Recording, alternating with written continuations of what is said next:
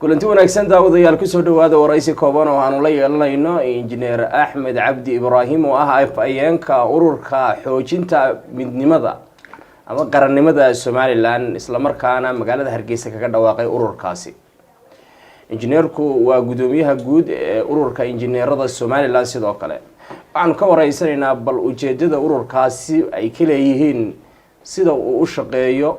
waxyaabaha uu ka shaqeeyo iyo waliba taariikh kooban oo ururkaasi ku saabsan. Injineer ku soo dhaweeyna qarasasi horta kulley ururkani waa urur ay sameeyeen dad intellectualist anigu waa la dhiibin oo magaca ururka iyo afkii ururkan ku hadlaya kaliya laakiin ururkani wuxuu ka dhisan yahay dhammaan daafaha dunida waxa sameeyay intellectualist reer Soomaaliland oo rag iyo dumar bale dad noola muwaadiniina qiimo leh dhiig leh garanaya yani gobonnimada sharafta iyo qarannimadu waxay tahay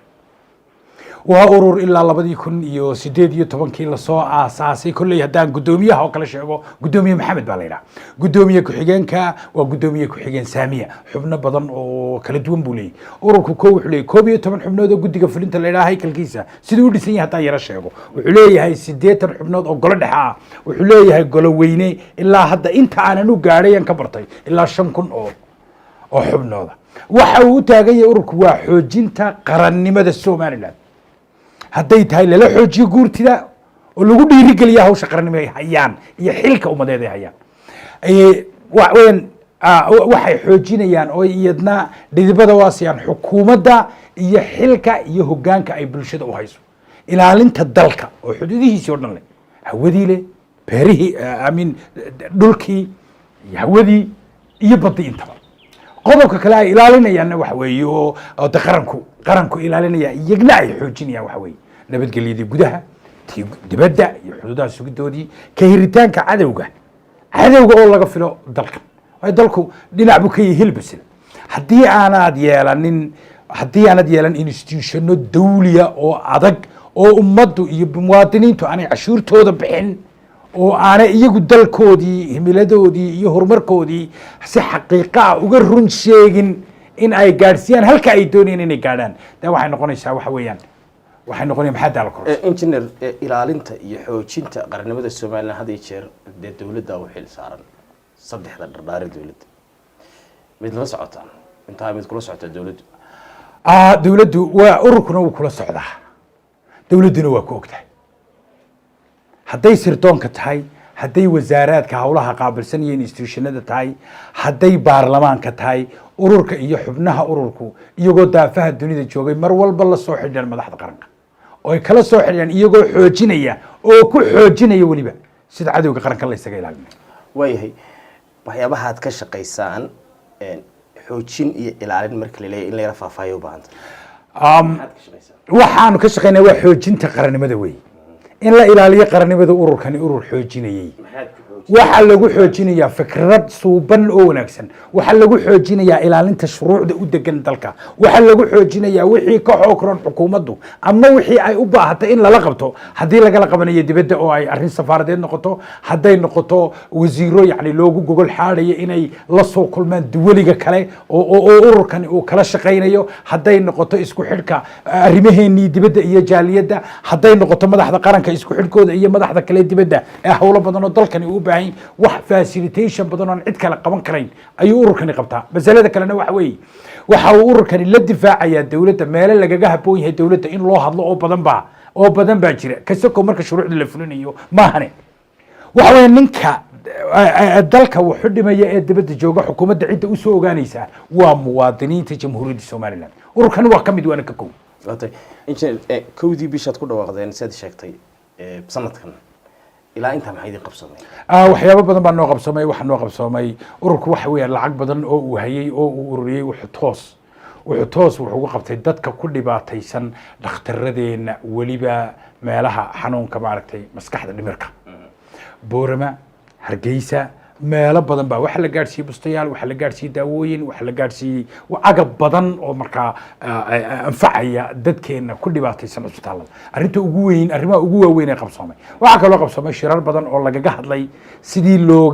dhexda looga xidhan lahaa cadawga Soomaaliland ee gudaha iyo dibadba leh oo waliba xoog la saaray sidii ka gudaha wax looga qaban lahaa ama salaadiin ha noqdo ama muwaadiniin kale ha noqdo ama kuwa ilaa iyo mujaahidiin soo ahaa ama kuwa wasiira soo hayo qarankan kitaab gacanta u saaray oo la dhaariyey oo loo dhaariyey maaha marka lagu dhaariyey intaad xafiiska fadhido keliya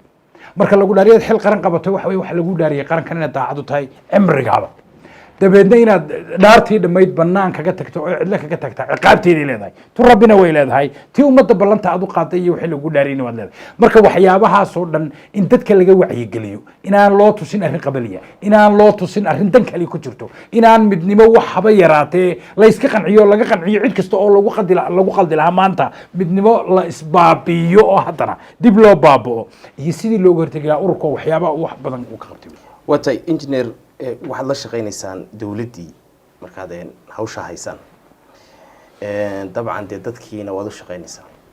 dawladda iyada lafteeda wadankii waxaa looga baahan yahay waa lagu leeyahay cadaalad buuxda waxaa loo baahan yahay dimuqraadiyadda in la ilaaliyo waxyaabahaas oo fara badan dad muwaadiniina tabasho ka qaba makala hadashaan iyada arrinta tabashooyinka wixii macquula waa wixii macquula waana lagala hadlaa wasiirada iyo golayaasheena iyo xukuumaddeena iyo institutionadeennuna dhammaan waa dad talada qaata wey talada aan ahayn kumudmudka talada aan ahayn isku xumaynta talada aan ahayn isdhibaataynta intaba waa mid furan waa mid ay ogol yihiin waa mid aad qofka markaad xafiiskiisa ugu tagta ninka madaxda ah way iska jiri karaan hebelle way jiri karaan waanay jiraan mana qasbayno dadku de kolleyba ra'yiyada iyo nidaamada waa lagu kala duwan yahay laakiin xukuumadeennuna waa mid arrintaa u furan ururkanina waa mid kala shaqeeya oo diyaar u ah labadubana siday u wada shaqeynayaan si lagu diirsado qarankani ku difaacmayo wey xukuumaddu dee mar walba ma saxsana mararka qaar baa loo arki karaa ama xisbiyadu ha u arkaan ama cid kale baa aragtay inay meel ku qaldan tahay diyaar mawtiid markaa inaad tilmaantaan oo tiraadaan xukuumadda waad qaldan tahay qaladaadka waa laga yaabaa qaar waa qaar lafjaba oo constitutionka iyo shuruucda ka farcama oo dhan ka hor imanaya qaarna waxa weeye waxyaabo imaka la curinayo oo imaka la curinayo ama waa arrin dhacday oo sida markaa loo fuliyey un adayg uu ka soo baxay laakiin qaanuuniyan iyo sharci ahaan nidaamkii ka yaalay ama si loo turjumayo yaro khaldan laakiin wixii cad ee khalada ama institution weliya lagu arko ama si kale u dhacaya ha ururku diyaarna wuu yahay waxna wuu ka qabanaya xukuumadduna way kusoo dhaweynaysaa institutionaduna way kusoo dhaweynayaan waana laga qabanaya yes oo ururku waa ka qabanaya haddii dabcan idin soo dhaweyn weydo oo ay dawladdu waxyaabahaad sheegaysaan mararka qaar ku gacan saydho maxay idin qorshaysaa dhibaato ma laha taasi hadday xukuumadda kugu gacan saydho horta waxa weeye adigu markaad lilaahinimo dalkaaga iyo qarankaaga difaacayso iskaba cid iska hor imaan maysaan dalkan daacad u ah ciddaad iska hor imaanaysaan waxa weeye cid fari ku jirto cid arrin shisheeye ka dambayso cid dan kale ay meesha meel ugu mudan tahay cid si kale oo noocay doontaba ha ahaatee taasina waa mid lagaga gudbayo daacadnimo waa mid lagaga gudbayo karti waa mid lagaga gudbayo aqoon waa mid lagaga gudbayo samir intii aada hawshan wadeen maxaa idiin soo baxay waxyaabaha aad aragteen ee la kulanteen tusaale dadkan aad leedihiin waa cadowga somalilan inta u daacada bal maxaad qiimayseen waxaa noo soo baxay kolleyba horta waxyaabo badan oo imakaan awal aadan u muuqan jirin baa dee mee soo baxayba oo ay ka mid tahay ururo laga dhawaaqayo london oo kale laga dhawaaqayo oo laleeyahay dib ha loogu noqdo wixii hore ee lasoo dhaafay iyo wixii lagu baaba'ay dib ha loogu noqdo halkaa masalan ka odhanayna ayada ururku waxbuu aaminsan yahay xoojinta qarannimada somaliland waxa uu aaminsan yahay oo xubnaha iyo hogaankooda iyo taladooda iyo laga aaminsan yahay waxa weeye in arrintaa yacni lagaga dhawaaqayo meesha kale mid aan soconayn oo wacyigelin xooga in dalkan la geliyo ay tahay ba ka aaminsan yihiin qodobka kale ee waxyaabaha kale ee soo baxaya salaadiin iyo arrimo badan oo laga hadlayo oo weliba macnayaal badan loo samayn karo qaar laguba xidhiidhiyo meelaha qaar marmar qaar aad soronaysa waxaa lagu xidhiidhiyaaba tegitaankii madaxweynuhu uu Ethiopia tegay oo kale arrin saa u socoto oo kale lagu xidhiidhiyaa laakiin waxa la sheegaa waa wixii xaqiiqa ah run aad soo taaban karteed ogtahay nooc walba ha ahaatee waxyaabaha laakiin soo baxay ee aynu arkayno oo weliba hawl ururka u taalla ah hawl xukuumaddii in ururku wax kala qabta ah iyadoo la ilaalinayo nabadgelyadii iyadoo la ilaalinayo qarnimadii iyadoo la ilaalinayo dadkii muwaadiniinta inaanay isku dhicin oo intuba ay arrin mas-uuliyaddeeda la tahay ayaa haddana maanta dee salaadiin baa ka hadlaysa oo salaadiin waaweyn oo reer somaliland baa ka hadlaya oo waxay ka hadlayaan wadahadaladii iyo in la resume gareeyo marka aad soo qaadato istanbul to هذا اللي يهل ببكر غني لحية كنتم ضل أيها سوماليلاند لي we feel the pain atrocity اللي بعتدي كل هذه سوماليلاند ee weliba rejiimkiisii aad barageystay meel baanu idinkala taaganahay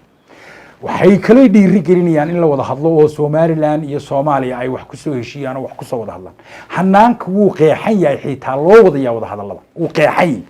adduunyadana waxa wakiilo ah Turki waxa labada dhinac ee wada hadlaya waa Soomaaliya iyo Somaliland waxa u furan oo adduunyaduna ka sugaysa Turkina wakiil kaga yahay institutionka ka maarmuwaanana u yeedhaan hadalkiina ama xaggan dhinac walba laga initiate gareeyo oo la wado oo sheekado oo arrintu socoto laakiin cidda fulinaysa waa wasaaraddeena arrimaha dibadda innaguna waxaynu ku nahay inaynu ku garab gallo oo u fududayno oo la fududayno oo hadday tala noqoto iyo hadday tusaale noqoto iyo hadday waxay u baahdeen in lala qabto noqotoba iyo hadday noqoto institution kaloo caalami ah ama dawlad kaloo caalami ah oo looga baahday oo adduunyaduna halkaa qirtay in labada dhinacba mar kasta oo wada hadallada la wadayo cid kasta oo loo baahdana weliba loo yeedhan karo ururku wax uu ka noqonayaa qayb facilitationka laakiin in la wada waa qodob muhiim cidda wadaysaana inay qeexnaato wasaaraddeena arrimaha dibadda iyo xukuumadda inay tahay iyo xukuumaddii oo saddexdii dhadhaaro isku dheeli tiran inay wadaan muwaadiniintuna ka qayb qaataan oo la toosiyaan oo la riixaan iyadna waa qodob weyn qodobka barnaamijka ah laakiin in diversion lagu sameeyo oo dad shicibi ay wada hadallada soo galaan waa keliya waxay ku soo geli karaan idar inay dawladdan caawinayaan ama inay taa caawinayaan dadka muwaadiniinta xaggaasi dee taasay ayaguna la geli karaan la wada karaan wixii muwaadiniin hargeysa reer Somaliland ahina waxa weeye waxay la wadayaan reer Somaliland meel kasta daafaad dunida ka joogaan ururka xoojinta qaranimada Somaliland wuxuu aaminsan yahay wada hadallada wixii inaga khuseeya arrinta caalamiga ee xiriirka caalamiga ah ku sugan iyo hanaankii loo qeexay dunidu ay u qeexday in loo wado oo kaliya in loo wado wax suuqa kolba laga fuulaano engineer salaadiinta soo qaaday maxaad salaadiinta ku diidantii salaadiinta waxaynu mid baynu salaadiinta horta waa dad muxtaramiin weey waa dad keeni weey waa dad muwaadiniin weey waa dad xaq u leh inay ka hadlaan wixii ra'yo constitution kaaba rightskaasi masalada laakiin annaga galayna waxay mujaxaabinaysaa qarannimadii maanta inaan aniga oo aad ay wareysanaysaa haddaan anigaa wariye ka noqonaya dee aadba sibay kuula muuqanaysaa sibaanay tahay aniga lafteedana waxba ii dhimaysaa inay dhahdo hawl cid kala hayso inaan ku garab gala mooyaane inaan kamarada iska gidhaa inaan ka duubaya aniga hawsha oo waxaan ku idhi faraska jaraynaya dee ma arrin saxa maaha in suldaanka wasiirku yidhahdo anaa suldaan reerka wana iyadna arrin saxa oo waxyaabaha aynu kala ilaalinayno salaadiinta waxaan ku diidanaya in ayagu yidhahdaan annaga hawshan galayna ayagoo oon weli inoo sheegin sida loo gelayo tallaabada la qaadayo halka la marayo dunidu waxay ka tidhi waxa inoo yaalla xeer waxa yaalla hanaanka wada hadalkan iyo muhiimadda uu leeyahay loo socdo oo maxaya waxa loo socda ee gebigaba heshiiskaa ku caddina waxa weeye wixii labadaa dawladood labadaa qaran ay isku afkartaan ee ka soo baxa meesha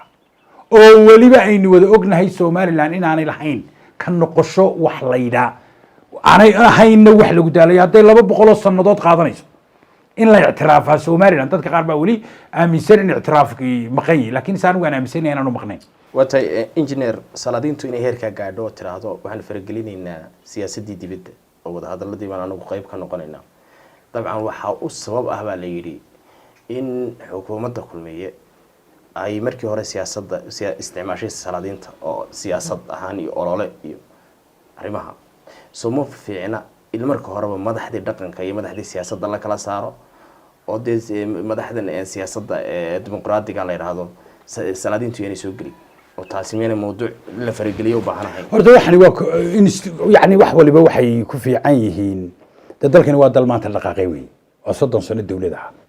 dal dawladaha ay soo jiray institution uu leeyahay institution hawl walba institution qaabilsan buu leeyahay marka yani aynaynu dhahno golo salaadiineed ama ka la abuuro oo golo la yiraahdo golaha salaadiinta oo waliba qaybta siyaasadda in la abuuro oo de constitution lagu darada waa hawl kale hawl bay qaadanaysaa muwaadinku wuxuu xaq u leeyahay oo uu la talin karaa qarankiisa kana qayb qaadan karaa waxna la fulin karaa talana keeni karaa aqoon la soo kordhin karaa waa inuu janaladan saxda ah uun maray ee jira janal banaanka taagan ayaan siba u suura galaynin baan anigu aaminsanahay dalkuna maadaama institution leeyahay meel banaan oo bogcada oo lagaba soo geli karayaan aniga ii muuqaninba oo salaadiintu intay ka soo galaan ay oran karayaan anaga markaa hogaaminayna siyaasadda ma banaana engineer adigoo afkii ururka ku hadlaya salaadiintu in ay siyaasadda dhex gasho marka horeba ila beelay madaxweyne oo ololeeyaan oo ilaa xisbi hebel baanu taageersanahay adigu say kula muuqataa waxaan aniga siday ila muuqato su-aashaasi maatii ururku siday ka yara in yarba ka yara duwanta sacaadiyadii weydiisay maadaama anigay weydiisay ra'yigaygaan hadlayaa ka ururkana waan ku kabayaa in salaadiintu marka horeba ku ololeeyaan inay xisbi taageeraan iyagoo magacii sharaftii beeshaa huwan karaamaysay inay xisbi galaan oo siyaasi isu bedelaan horta waa qodob oo halkaa waxa weeye inaad beeshii iyo nidaamkii aad wax ku hogaaminaysay horta nidaam ka duwan baad bilowday waayo asxaabta waxa loo sameeyey si arrinta qabaliga looga baxo oo dadku politically ugu walaaloobaan xisbiyada iyagoo kala duwan ethnicity-ga iyagoo kala duwan yani xagga hoose qabiilka iyagoo kala duwan inay haddana ku walaaloobaan asxaabta siyaasiyan ba horta waana qodobka lagaga guurayay qabyaaladda asxaabtu marka hadduu suldaankii horta ka taba tago dee dhinaca waxabaan ku leeyahay dhinaca waxaba saxa inuu suldaankii kasoo guurayo arrintii qabyaaladda ahayd ee dhibta ahayd oo wuxuu usoo guurayaa xaggiina halkay heer qaran buu usoo guuraya xaggaa way ka wacanta way ka wanaagsantay ninka doonaya inuu qabiilkiisa xajiyana dee bohol buu kula dhacayo wuxuu la tegey meel aan laga ogolayn qabiilka waayo xisbiga dhexdiisa lagama ogola qabiilka marka shuruucdeena la eegayo marka dee waa seeftaa labada dhanba marka dhinacii laakiin salaadiinta waa laga yaabaa in waayo baahida ugu badan ee imika la dareemay la doonayo in Soomaaliland qaramadooda laga ilaaliyo waa gudihii dadkii gudihii hadaan midaysnayn haday wax kala tabanayaan haday cadaalad darro jirto haddii salaadiintooda midba mid xisbi u ololeeyay ka kalena xisbiga kale u ololeeyay waxa isku hayaan meelaha in taa salaadiinta la saxo miyaanay idinka qodobadiina inaad ku darsataan hay'adoo tiraahdaan aynu madaxda dhaqanka iyo sidii beeshu ay wada socoto dadku wada socdaan kala saarno madaxda siyaasadda anaga urur ahaan inaan golaha salaadiinta yani la shiro oo ku weerino kuna wacyi gelina qarannimada iyo xoojinta qarannimada xukuumaddiiba dhinaca kale waa qodob u yaala waa qodob ururku uu furinayo u yaala xaqiiqiya rasmiya waxyaabuhu u dhisan yahayba kowka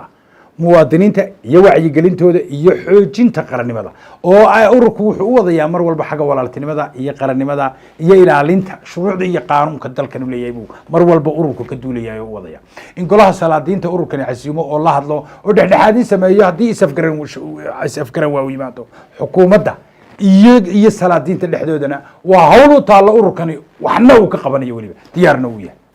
ugu dambeyn engineer maxaad fariin usoo jeedinaysaa dadka faa'iideysanaya ummadda reer horta saxaafadda iyo